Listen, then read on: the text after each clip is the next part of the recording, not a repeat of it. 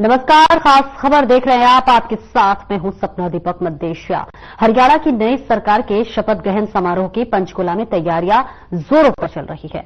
आयाराम गयाराम राजनीति के लिए बदनाम हरियाणा में विधानसभा चुनाव में ऐतिहासिक बहुमत मिलने के बाद भी बीजेपी मौजूदा सीएम नायब सिंह सैनी की पुनः ताजपोशी को लेकर कोई रिस्क लेना नहीं चाहती। पार्टी ने 16 अक्टूबर को नेता चुनने के लिए बुलाई गई भाजपा विधायक दल की बैठक के लिए गृह मंत्री अमित शाह और मध्य प्रदेश के मुख्यमंत्री मोहन यादव को ऑब्जर्वर पर नियुक्त किया है। इस बीच माना जा रहा है कि नेता पद के लिए चुनाव में पार्टी का नेतृत्व करने वाले मुख्यमंत्री नायब सिंह सैनी का नाम तय है। लेकिन आपको बता दें, गुरुग्राम सांसद और केंद्रीय मंत्री राव इंद्रजीत के रुख के बारे में मीडिया में खबरें चलने के बाद पार्टी पूरी तरह चाक चौबंद है। दरअसल पार्टी ने विधानसभा चुनाव में अहिरवाल क्षेत्र की 28 में से 21 सीटों पर जीत हासिल की है, जिसका इससे पूर्ण बहुमत मिलने में अहम योगदान है। तो वहीं आपको बता दें कि अहिरवाल क्षेत्र में राव की अच्छी पकड़ है। रविवार को मीडिया में खबरें आई कि करीब 10 विधायकों के समर्थन में राव सीएम पद पर दावेदारी ठोक सकते हैं और इस बीच गहमागहमी शुरू हुई। हालांकि शाम को खुद राव ने ट्विटर पोस्ट पर इन खबरों को खंडन करते हुए कहा कि और सभी विधायक पार्टी के साथ खड़े हैं। इसी के साथ साथ आपको बता दें कि प्रदेश में खुद को सीएम पद का दावेदार बताने वाले वरिष्ठ नेता अनिल विज ने भी राष्ट्रीय अध्यक्ष जेपी नड्डा से मुलाकात की। उनका रुख यही बता रहा है कि आलाकमान के मौका देने पर वे सीएम बनेंगे और इस बीच नई सरकार का शपथ ग्रहण कार्यक्रम 17 अक्टूबर को तय किया गया। लेकिन इस बीच गहमागहमी लगातार जारी है। हरियाणा में भाजपा की जीत के बाद अब फिर से नायब सिंह सैनी मुख्यमंत्री पद की शपथ लेने वाले हैं। तो वहीं हरियाणा के नए सीएम और राज्य मंत्रिमंडल के शपथ ग्रहण समारोह पर सीएम के मीडिया सचिव प्रवीण अत्रे ने कहा कि देखिए, नायब जी का जो शपथ ग्रहण समारोह है वो 17 अक्टूबर को सुबह 7 बजे है और बीजेपी सरकार बनाने जा रही है। और तीसरी बार प्रधानमंत्री नरेंद्र मोदी, केंद्रीय गृह मंत्री अमित शाह, केंद्रीय मंत्री एमएल खट्टर, तो वही भाजपा शासित राज्यों के मुख्यमंत्री और हरियाणा से लाखों लोग आएंगे। और इस बीच आपको बता दें कि नायब सिंह सैनी अपनी पत्नी सुमन सैनी के साथ पहुंचे हुए हैं असम, जहां मां कामाख्या का दर्शन करने के लिए वो पहुंचे। उन्होंने कहा कि मैं भाग्यशाली हूं कि मुझे मां कामाख्या मंदिर में पूजा करने का मौका मिला है। मैं चुनाव से पहले आया था और अब चुनाव के बाद मैं उज्जवल भविष्य की प्रार्थना करने आया हूं। इस बीच तस्वीरें भी हमने आपको दिखाई, जहां पर मुख्यमंत्री नायब सिंह सैनी अपनी पत्नी के साथ कामाख्या मंदिर पहुंचे हुए हैं। इसी के साथ सैनी आगे कहते हैं कि हरियाणा के लोगों का भविष्य, हरियाणा के लोग स्वस्थ रहे। मैं इस विशाल जनादेश के लिए हरियाणा की जनता को भी धन्यवाद देता हूं। मैं बहुत ही भाग्यशाली हूं और मुझे आज मां कामाख्या मंदिर में पूजा करने का मौका मिला है। मैंने हरियाणा के उज्जवल भविष्य के लिए प्रार्थना की है। हरियाणा विकास की नई ऊंचाइयों को छुए, ऐसी कामना की है। और इस बीच आपको बता दें कि हरियाणा में कल यानी कि 16 अक्टूबर को एक अहम बैठक होने वाला है और ये अहम बैठक का आपको बता दें कि तमाम दिग्गज नेताओं की इसमें शिरकत करेंगे और इसी के साथ साथ क्या कुछ फैसला होगा इस पर हमारी नजर बनी रहेगी। इसी के साथ साथ मंत्रिमंडल में कौन कौन शामिल हो सकता है, इसका भी निर्णय कल किया जा सकता है। कल यानी कि 16 अक्टूबर को हरियाणा में एक अहम बैठक बुलाई गई है। 17 अक्टूबर को पंचकुला सेक्टर 5 के में आपको बता दें कि शपथ ग्रहण समारोह आयोजन किया गया है। लेकिन उससे एक दिन पहले यानी कि 16 अक्टूबर को एक अहम बैठक बुलाई गई है और इस अहम बैठक में क्या कुछ फैसले हो सकते हैं, इस अहम बैठक में मुख्यमंत्री का नाम उस पर भी मुहर लग सकती है। ये भी अहम होने वाला है क्योंकि कल का दिन भी बेहद महत्वपूर्ण है। बीजेपी के लिए कल मुख्यमंत्री के नाम पर मुहर लगेगा, उप मुख्यमंत्री के नाम पर भी मुहर लगेगा और इसके अलावा कौन कौन इस मंत्रिमंडल में शामिल होंगे, उन सभी दिग्गजों के नामों पर कल मुहर लग सकता है। तो वही 17 अक्टूबर को शपथ ग्रहण समारोह होने वाला है जिसमें देश के प्रधानमंत्री नरेंद्र मोदी शिरकत करने वाले हैं और इसके लिए लगातार चाक चौबंद व्यवस्था कई दिनों से की जा रही है। सुरक्षा के पुख्ता इंतजाम किए जा रहे हैं। इसके अलावा आपको बता दें कि पूर्व मुख्यमंत्री मनोहर लाल भी इस शपथ ग्रहण समारोह में शामिल होने वाले हैं और इसके अलावा बता दें कि गृह मंत्री अमित शाह और मध्य प्रदेश के मुख्यमंत्री मोहन यादव को ऑब्जर्वर बनाया गया है और इसी के साथ साथ कल जो है ये सभी लोग बैठक में शामिल होने वाले हैं और ये निर्णय होगा कि आखिरकार हरियाणा का मुख्यमंत्री कौन होगा। हालांकि अमित शाह ने पहले ही अपने भाषण के जरिए सीएम नायब सिंह सैनी का जिक्र किया था, उनके नामों पर मुहर लगाई थी, लेकिन इस बीच आपको बताते चले कि राव इंद्रजीत ने भी दावा ठोकते हुए नजर आ रहे हैं, क्योंकि ऐसी खबरें लगातार फैल रही थी कि राव इंद्रजीत ने अपने 10 विधायकों के साथ जो है पासा पलट सकते हैं। लेकिन हालांकि उन्होंने ट्विटर के जरिए इस बात की खंडन कर दी है, लेकिन जिस तरह से इसके पहले भी खबरें सामने आई थी कि राव इंद्रजीत ने सीएम पद को उसके पद को लेकर दावा ठोका है और उसके बाद से अगर वही दूसरी तरफ बात कर ले पूर्व गृह मंत्री अनिल विज ने भी देखिए कहीं ना कहीं उनका भी रुख अब अलग होता हुआ नजर आ रहा है। उन्होंने जेपी नड्डा से बात की और इसके अलावा क्या कुछ रुख हो सकता है ये भी जानना दिलचस्प होगा।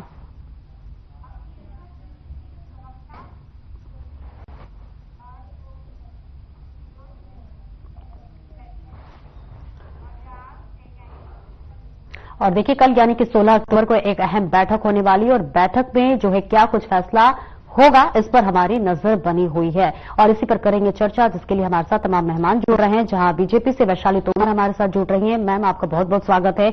वही कांग्रेस से विजेंद्र खोखर हमारे साथ जुड़ रहे हैं, आपका भी सर बहुत बहुत स्वागत है। तो वही चंडीगढ़ से हमारे संवाददाता ओपी शर्मा भी हमारे साथ जुड़ रहे हैं।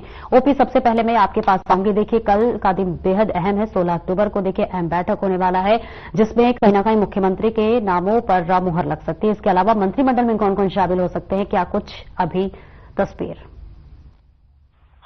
देखिए सपना, अगर मैं हरियाणा के जो मैं तीसरी बार जो भारतीय जनता पार्टी बनी है उसके शपथ ग्रहण समारोह वीरवार को होना है, उसकी बात करूं तो फिलहाल तैयारियों का जो है वो एक सिलसिला जारी है, बैठकों पर बैठक हो रही है और जिस तरीके से पहली बार हरियाणा में तीसरी बार सरकार बनाकर बीजेपी ने एक इतिहास रचा है, वो अपने आप में एक बड़ी बात है और भारतीय जनता पार्टी इसको कहीं ना कहीं भुनाने में लगी हुई है। जिस तरीके से जल्द ही झारखंड और महाराष्ट्र में जो विधानसभा के चुनाव होने वाले हैं तो उसके अंदर भी इस जो सरकार बनाने का जो एक जश्न है उसका कहीं ना कहीं बीजेपी फायदा उठाने के लिए अपनी तमाम तैयारियां कर रही है। लोकसभा के बाद पहले राज्य में जो जम्मू कश्मीर और हरियाणा में जो चुनाव हुए तो उसके बाद ये दोनं राज्यों में उनकी एक बड़ी कामयाबी, हालांकि जम्मू कश्मीर में सरकार नहीं बना पाए लेकिन दूसरा सबसे बड़ा दल बनने में भारतीय जनता पार्टी जो कामयाब रही है। और अगर बैठकों की बात करें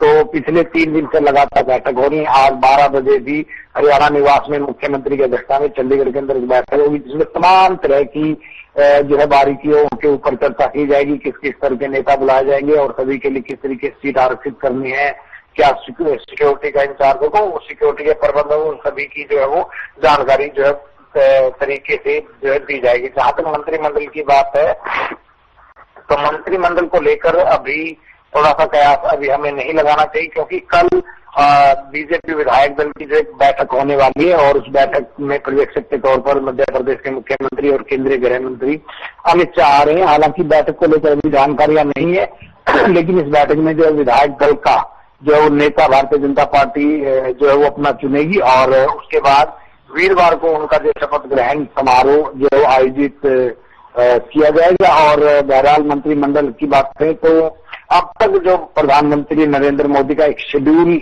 जो तैयार हुआ है उसमें आमतौर पर 40 से 50 मिनट का जो है एक शेड्यूल तैयार हुआ है क्योंकि आमतौर पर एक मंत्री को शपथ लेने में कुल 3 मिनट का वक्त लगता है और उसके हिसाब से अगर जो एक प्रधानमंत्री का मिनट्स जो तैयार हो रहा है उसके अंदर 39 मिनट या 40 मिनट के आसपास की जानकारी आ रही है।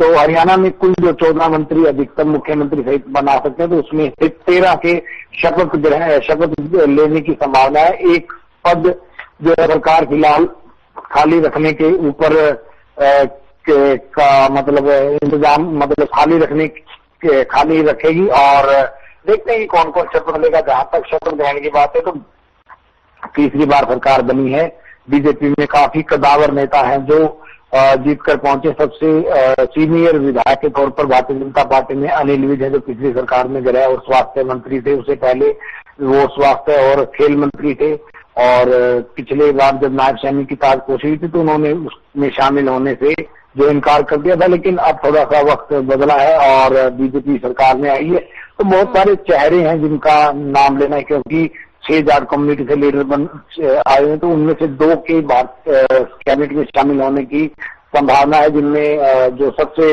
अहम जो बड़ा नाम चल रहा है वो महिपाल ढाला, जो पानीपत ग्रामीण से विधायक बनकर तीसरी बार पहुंचे हैं। वहीं उनके अलावा जो कृष्णा गहलावत, जो सोनीपत की राई विधानसभा सीट से बनकर पहुंचे, उनका भी जो नाम सामने आ रहा है। वहीं अगर यादव चेहरों के तौर पर बात करें तो कुल 6 विधायक जो जीत कर पहुंचे हैं।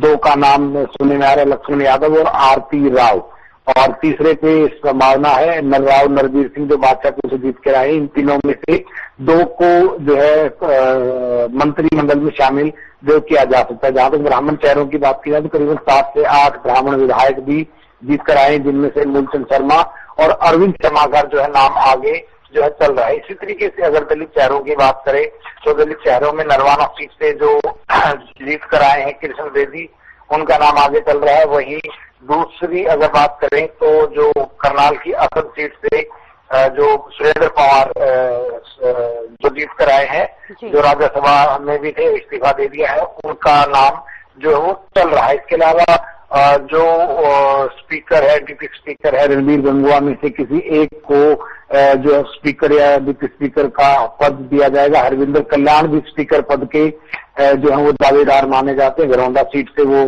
तीसरी बार जीत कर पहुंचे हैं।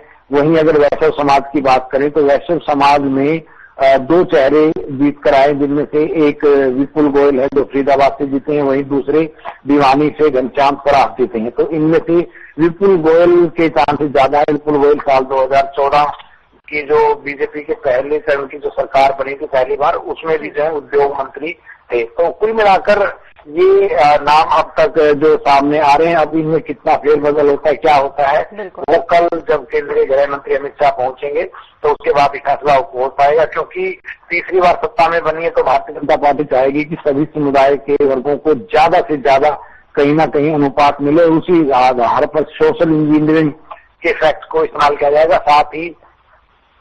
साथ ही इलाकावाद को भी इसमें शामिल किया जाएगा। कम से कम हर जिले में ज्यादा हो ना हो तो कम से कम लोकसभा से तो एक सदस्य को चुना जाए, और समान तरह के सोशल इंजीनियरिंग को साधने के बाद ही एक नया मंत्रिमंडल जो है वो सामने आएगा। और सबसे पहले अब इंतजार सिर्फ इस बात का है कि कल विधायक दल की बैठक होगी और उसमें किसको जो है विधायक दल का नेता चुना जाता है, और उसके बाद वैशाली जी आपके पास आऊंगी। देखिए कल का दिन बेहद महत्वपूर्ण है क्योंकि कल ही जो है मुख्यमंत्री के चेहरे पर भी दावा ठोका जा सकता है। लेकिन ऐसे में देखिए जिस तरह से खबरें निकलकर सामने आ रही है, राव इंद्रजीत सिंह ने भी देखिए अपने 10 विधायकों को लेकर दावा ठोका है। हालांकि उन्होंने इस बात को स्पष्ट रूप से कहा है कि ऐसा कुछ नहीं है, लेकिन वही पूर्व गृह मंत्री अनिल विज ने भी देखिए दावा ठोका। उन्होंने भी जेपी नड्डा से मुलाकात की, तो कहीं ना कहीं गहमा गहमी है। हालांकि मतगणना से पहले खुद अमित शाह ने मुख्यमंत्री नायब सिंह सैनी के चेहरे पर मुहर लगा दिया था। तो कहीं ना कहीं क्या बीजेपी को इस बात का डर है कि क्या इधर उधर विधायक खिसक सकते हैं?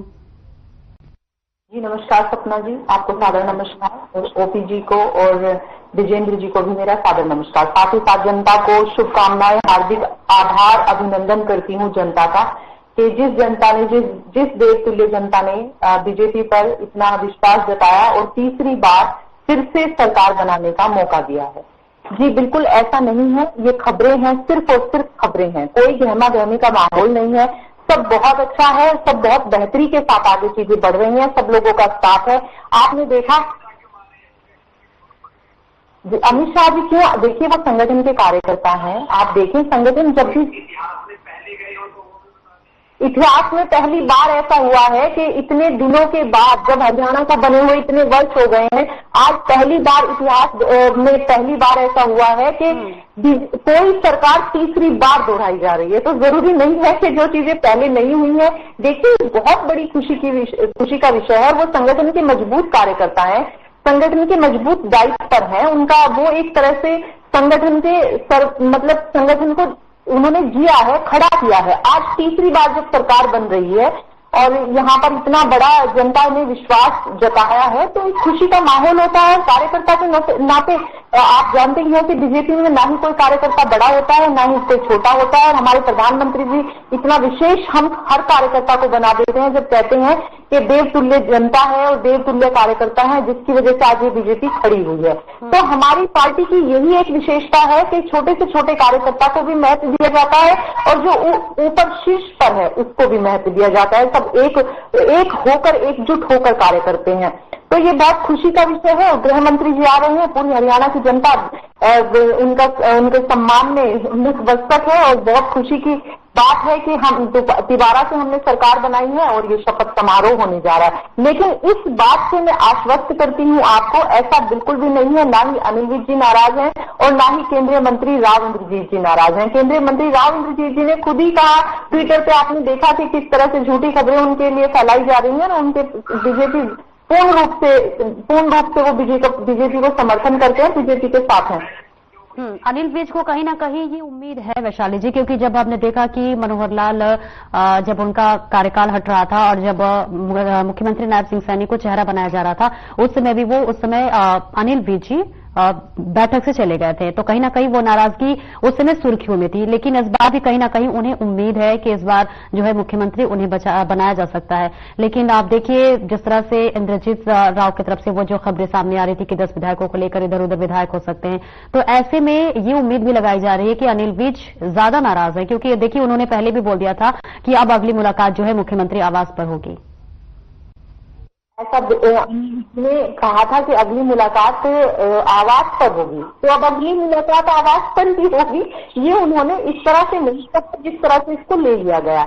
और देखिए, यहाँ तक कि मैं एक छोटी कार्यकर्ता हूँ, या आप भी हैं, या ओपी जी भी हैं, या विजेंद्र जी भी हैं, हर एक व्यक्ति उम्मीद करता है अच्छे पद को सुशोभित करने के लिए और जनता की सेवा करने के लिए। लेकिन बीजेपी, जैसा कि मैं पहले भी कहती हूँ और आज भी कह रही हूँ कि कांग्रेस और बीजेपी में सिर्फ इतना अंतर है, कहीं ना कहीं वो हर कार्यकर्ता में भी ये भाव आ ही जाता है कि जो कांग्रेस है वो शासन करना चाहती है और बीजेपी सेवा करने के लिए शासन में आना चाहती है। तो हम लोगों की परवरिश कह लीजिए, या हम लोगों की इस तरह से संगठन को रचा और गढ़ा जाता है कि प्रत्येक कार्यकर्ता को कोई भी जब जिम्मेदारी दी जाती है तो उसको कहा जाता है कि ये सिर्फ दायित्व है, ये सिर्फ जिम्मेदारी है, पद नहीं है। इसका जवाब विजेंद्र खोखर जी देंगे, लेकिन उससे पहले एक और महत्वपूर्ण सवाल। विजेंद्र जी देखिए, अब तो 17 तारीख को शपथ ग्रहण भी होने जा रहा है, लेकिन जिस तरह से आपके दिग्गज नेता चुनाव आयोग के पास गए, तो ऐसे में क्या उम्मीद अब तक?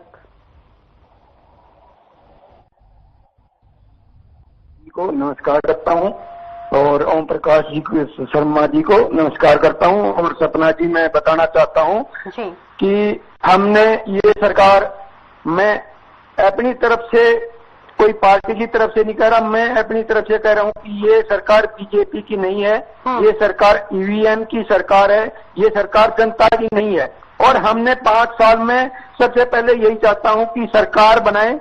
बहुत जरूरी है हमारे हरियाणा प्रदेश के लिए एक अच्छा संगठन बनाए, अच्छे मंत्री बनाए।